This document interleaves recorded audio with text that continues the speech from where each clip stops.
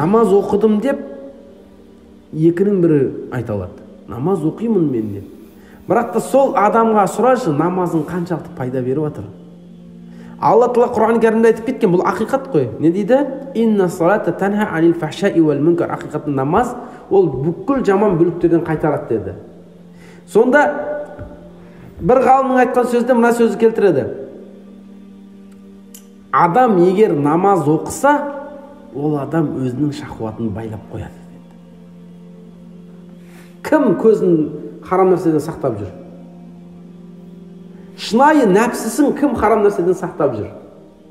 Көшеде бір адам шешініп кетіп баратса, көзін кім бұғып жүр төмен қарап? Ғабдыл басар, көзін кім басып жүр? Біреу ғайбат айтса, астағфирулла, бұл нәрсеге айтпаңдар, қатысым жоқ мен деп. Кім өзін тоқтатып қалып жатыр? Кім өзгені тоқтатып қалып жатыр? Ал егер осы нәрсені істей алмай жатсақ, онда біздің намазымыздың жаңағыдай пайдасы болмай жатыр екен де. Сонда айтқан сөзі,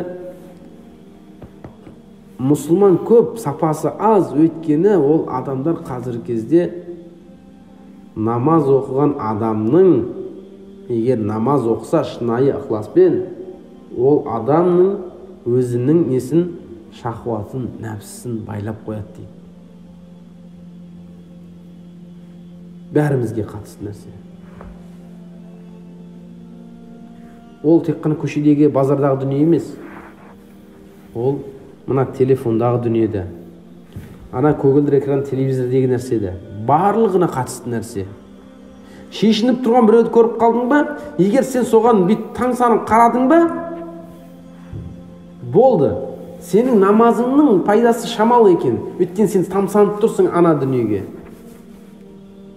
Біреу шешініп өтіп кетіп барады ма, соған көзіңмен қарап шығарып салдың ба, сенің намазыңның пайдасы шамалы екен, өйткені сен анаған қарап тұрсың. Егер намазың күшті пайдасын берген кезінде, сен нестейтінен төмен қарайтын едің. Яғни намазында күшті тақуалық қыла алғаныңда деген сөз. Намазында хушук жасап, субханалла, намаз бұл Алламен менің арамдағы бір байланыс қой. Алла Тағала көріп тұр ғой мені деп, сондай бір ықыласпен, тақуалықпен намаз оқи білсеңіз, сіз соны сол нәрседен сақтай аласыз дейді. Сіз сол нәрседен сақтана алсаңыз дейді. Қараңыздар, себептер бір-біріне байлап тұрса, онда әлгілерді тоқтайды. Мысалға, әлгі қыздарға, шешініп жүрген қыздарға ешкім мән бермесе, қарамаса, ол сол нәрсеге кіреді ме?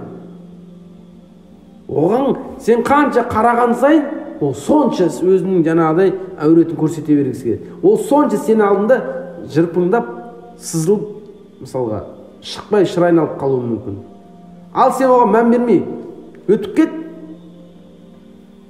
Не болады? Келесіде қоя салады. Мән бермейді екен оны.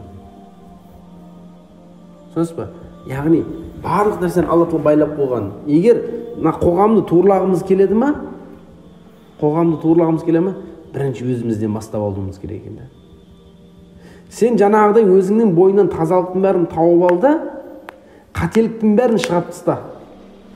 Қате жердің бәрін тазалап таста, болды. Мына бетіндегі күйеңді қалай сүртсең, айнаға қарап, қате жеріңді де, қате амалдарыңды солай сүртіп жоқ қылып таста.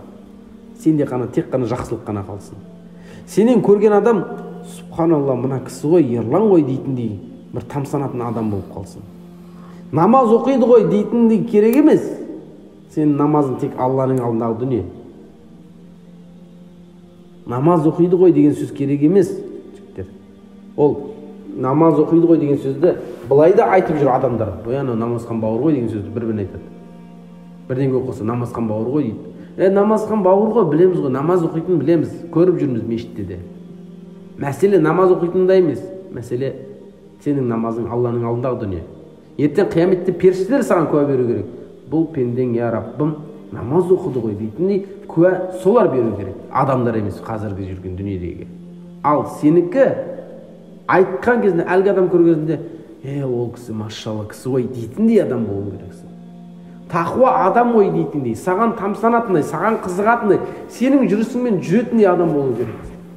Мына біз айтамыз, пайғамбар саллаллаху алейхи вассалам сүннетімен жүреміз дейміз. Неге пайғамбар сүннетімен жүресің? Неге сен әкеңнің сүннетімен жүрмедің?